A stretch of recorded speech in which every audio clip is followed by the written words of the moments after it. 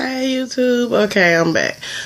I'm going to break down the meaning of what I say when I say diet and exercise. First off, I want to start this video off by saying that I am not a physician. I am not a licensed nutritionist of any sort. I am not claiming to be.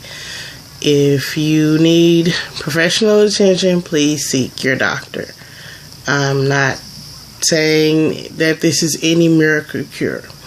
Now that we've established that, let's talk about diet and exercise.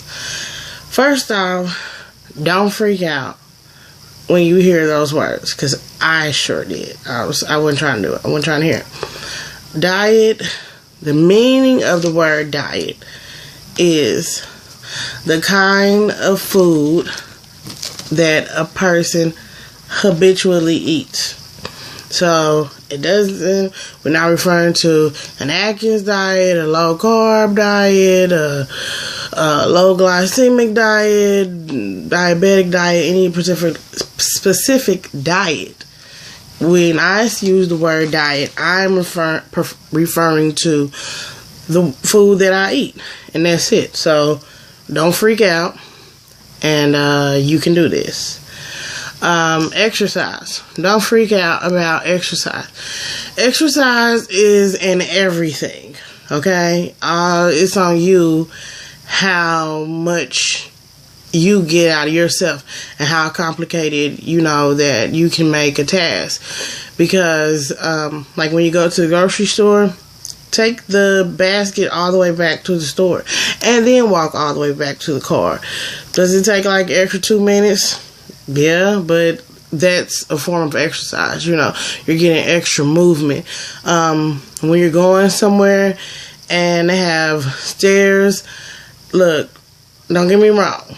Let's not be unrealistic and say, look, I'm going to do the stairs all the way. No, because a lot of times you're going somewhere and you don't want to go up there and be sweaty and look like you just came from a workout, you know, especially if you're going to work or something. But what you can do is, if you take the elevator up, take the stairs down. You know, small things like that. What else is another thing? Small thing. But those are just small things, like, you know, just with your shopping cart and things like that. So don't freak out about exercise. Just get movement in however you can. Okay. Main question I get asked is, how do I do it? And it's real simple, but it can be difficult at times. But these are my main key points. Small, frequent meals. Never let yourself get too tired or too full or too hungry. Like, you want to eat, but don't eat to where you like, oh, my stomach hurt, I shouldn't eat that much. But eat to the point to where you don't feel hunger anymore, and allow yourself to actually feel those hunger pangs and say, okay, my body's hungry, and then feed it, but just don't overdo it. So don't eat too little, but don't get too full, but don't let yourself get too hungry. And then exercise as much as possible. I try to exercise. Okay, these are the numbers: 3, 5, and 7. I've written all of this down.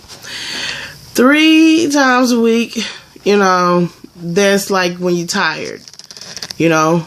5 times is average, and 7 times is going hard. And I'm not saying that you're going to do that like all the time, like every day, but 1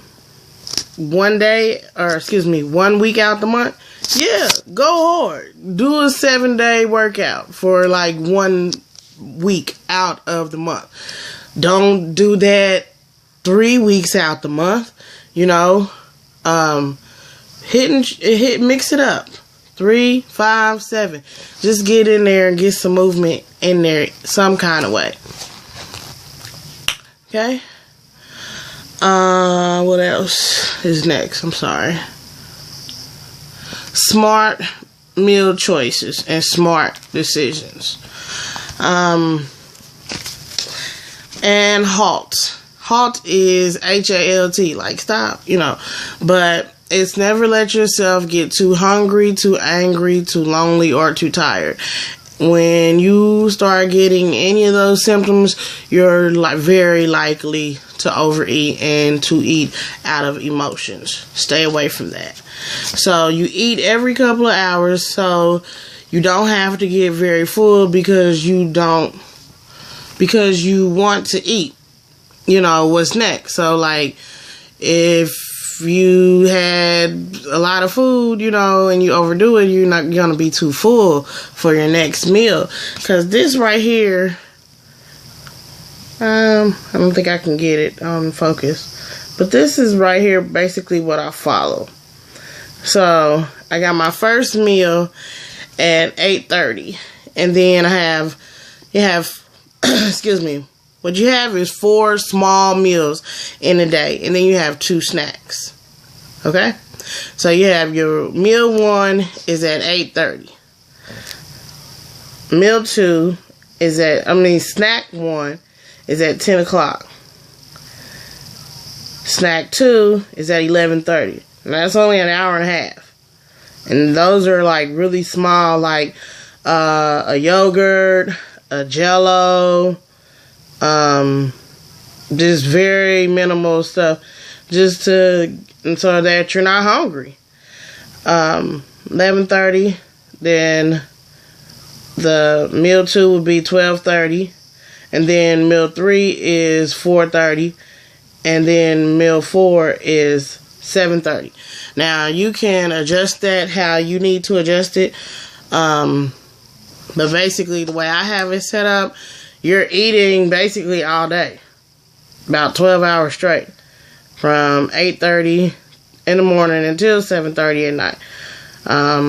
So if you want to get up later than that or go to bed earlier than that, you adjust it to you. But basically that's all I'm saying. You eat small meals, and you never let yourself really get all the way like starving, so you don't overeat when you eat. Okay. Next point. Don't eat and drink calories together.